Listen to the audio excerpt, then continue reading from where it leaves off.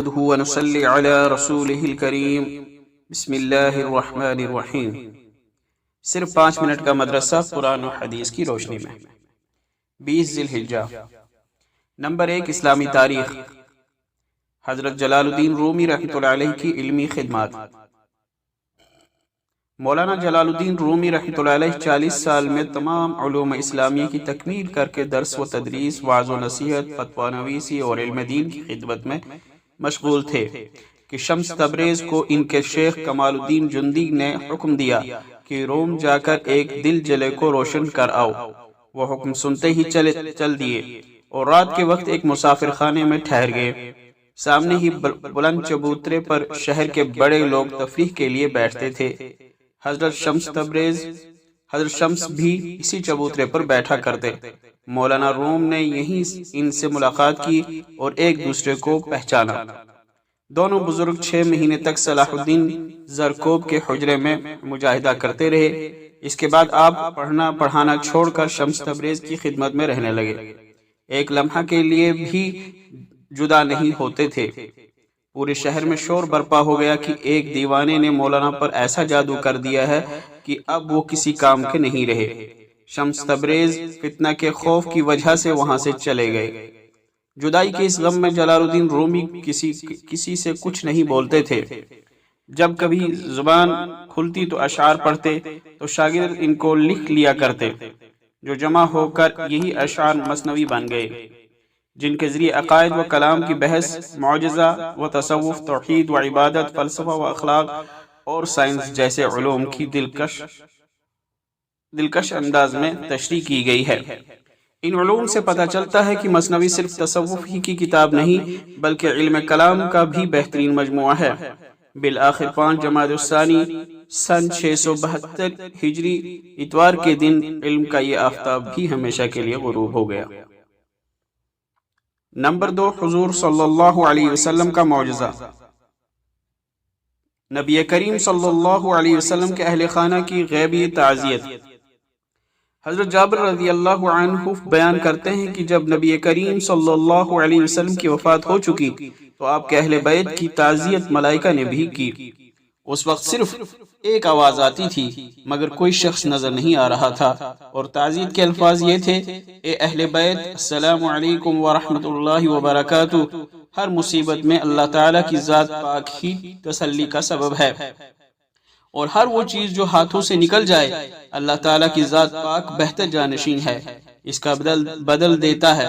لہذا صرف اسی پر بھروسہ رکھو اور اللہ ہی سے ثواب کی امید رکھو، کیونکہ حقیقی محروم تو وہ ہے جو ثواب سے بھی محروم ہو جائے۔ تم کو صبر کا ثواب ضرور ملے گا، تم محروم نہیں ہوگے۔ السلام علیکم ورحمۃ اللہ وبرکاتہ۔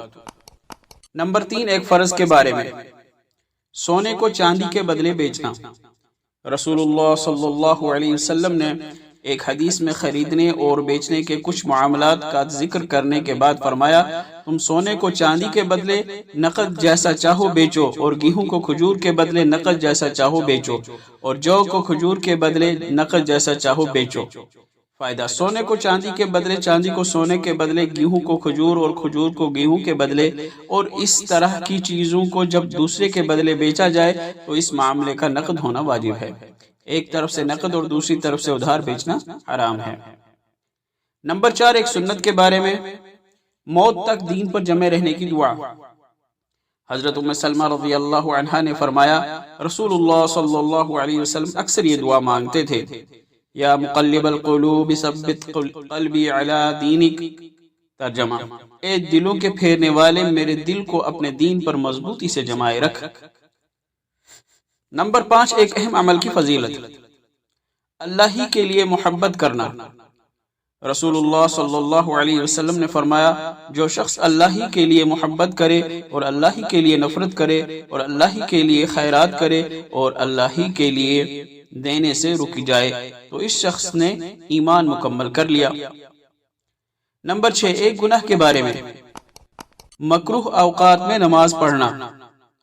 عقبہ بن عامر رضی اللہ عنہ بیان کرتے ہیں کہ رسول اللہ صلی اللہ علیہ وسلم ہمیں 3 وقتوں میں کوئی بھی نماز پڑھنے اور میت کو دفن کرنے یعنی نماز جنازہ پڑھنے سے منع فرماتے ہیں۔ ایک تو اس وقت جب سورج کی شعاع ظاہر ہوں اور وہ نکل رہا ہو یہاں تک کہ ایک نیزے کے بقدر اونچا ہو جائے، دوسرے اس وقت جب دوپہر کا سایہ ٹھہر گیا ہو یعنی ٹھیک دوپہر کے وقت یہاں تک کہ سورج ڈھل جائے، اور تیسرے اس وقت جب سورج جھک کر ڈوبنے کو ہو یہاں تک کہ پوری طرح ڈوب جائے۔ نمبر 7، دنیا کے بارے میں۔ دنیا جمع کرنے والا۔ رسول اللہ صلی اللہ علیہ وسلم نے فرمایا، دنیا اس شخص کا گھر ہے جس کا آخرت میں گھر نہیں، اور اس شخص کا مال ہے جس کا آخرت میں مال نہیں، اور مال وہی شخص جمع کرتا ہے جس میں عقل نہیں۔ نمبر 8، آخرت کے بارے میں۔ تکبر کرنے والوں کا انجام۔ رسول اللہ صلی اللہ علیہ وسلم نے ارشاد فرمایا، تکبر کرنے والوں کو قیامت کے دن انسانوں کی صورت میں جمع کیا جائے گا۔ ان کے جسم اتنے چھوٹے ہوں گے جیسے چونٹیاں ہوتی ہیں، ان پر ہر طرف سے ذلت چھائی ہوگی، ان کو جہنم کے جیل خانے کی طرف بہانکا جائے گا جس کا نام بولس ہے، ان پر سخت آگ چھائی ہوئی ہوگی، ان کو جہنمیوں کے جسم کا نچوڑ یعنی خون پلایا جائے گا۔ نمبر 9، طب نبوی سے علاج۔ انار سے معدے کی صفائی۔ حضرت علی رضی اللہ عنہ نے فرمایا، انار کو اس کے اندرونی چھلکے سمیت کھا کیونکہ یہ معدے کو صاف کرتا ہے۔ فائدہ۔ علامہ ابن قیم رحمۃ اللہ علیہ فرماتے ہیں، انار جہاں معدے کو صاف کرتا ہے وہیں پرانی کھانسی کے لیے بھی بڑا کارآمد پھل ہے۔ نمبر 10، نبی صلی اللہ علیہ وسلم کی نصیحت۔ اچھی بات کا حکم کرو اور برائی سے روکو۔ رسول اللہ صلی اللہ علیہ وسلم نے فرمایا، قسم ہے اس ذات کی جس کے قبضے میں میری جان ہے، تم لوگوں کو اچھی باتوں کا حکم کرو اور بری باتوں سے روکو، ورنہ قریب ہے کہ اللہ تعالیٰ تم پر اپنی طرف سے کوئی عذاب نازل کرے اور تم دعا کرو تو تمہاری دعا قبول نہ ہو۔